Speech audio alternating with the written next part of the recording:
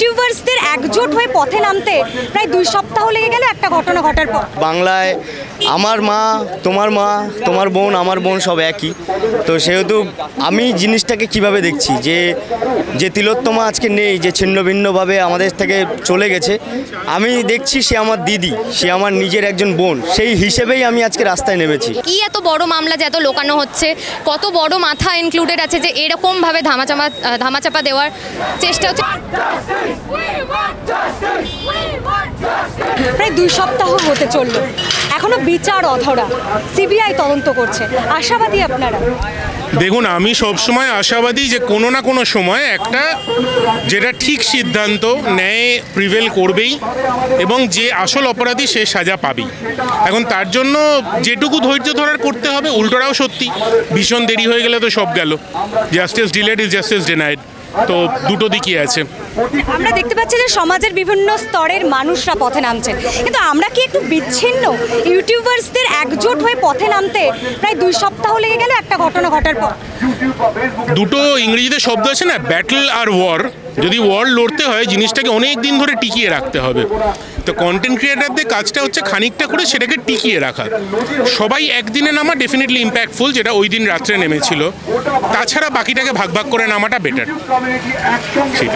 এই যে আপনাদের এই যে জমায়েত বা এই যে প্রতিবাদ, এখান থেকে কি শুধুই আপনারা এই একটা ন্যূনতম ঘটনার বিচার চাইছেন, মানে একমাত্র এই ঘটনাটা, নাকি আমরা দেখতে পাচ্ছি প্রতিদিন একাধিক ধর্ষণের ঘটনা ঘটছে? চাই এটার একটা যথাযোগ্য আইন হোক এটার বিরুদ্ধে। দেখুন, আমরা ডেফিনেটলি লং রানে চাই আইন হোক, কিন্তু কোথাও একটা দিয়ে তো শুরু করতে হয়। শুরু হচ্ছে জাস্টিস ফর আরজি কর, সিঙ্গেল পয়েন্ট এজেন্ডা। তারপরে লং রানে তো আইন হবে, আই এম শিওর সেটা হবেই। আরজি করের জন্য জাস্টিস চাইছেন আপনারা এই মিছিল থেকে, নাকি আমরা অনেক আন্দোলন থেকে, প্রতিবাদ মিছিল থেকে সরকার বিরোধী স্লোগান শুনছি?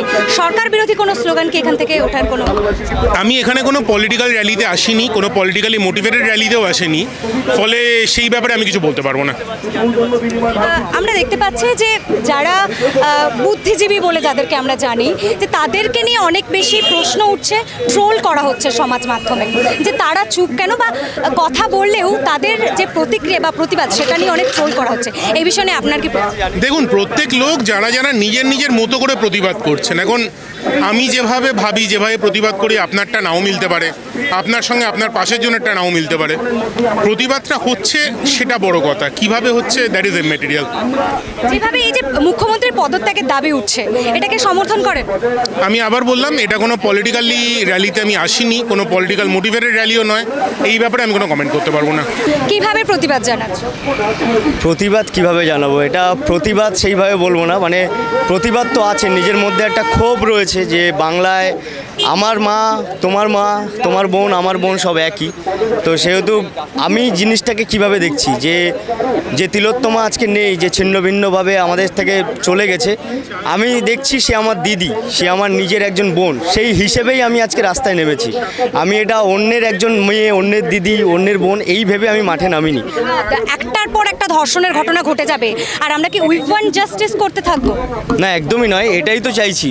আমরা শুধু উই ওয়ান্ট জাস্টিস করছি না, আমরা একত্রিত হয়ে আন্দোলনটাকে চালিয়ে যাচ্ছি। আজকে আমরা এই বিভাগ করছি, কালকে ওই বিভাগ করছি, একসঙ্গে যখন মাঠে নামবো তখন বিষয়টা ভূমিকম্পের মতোই হবে। তো ধর্ষণ জিনিসটা তো কতটা নির্মম, আর ধর্ষণের পরে যে নৃশংসভাবে হত্যা করা, এটাও হচ্ছে নির্মমের থেকে, মানে মানুষ যে মানে পশুর সঙ্গে তুলনা করলেও আমার পশুকে হচ্ছে অপমানিত করা হবে।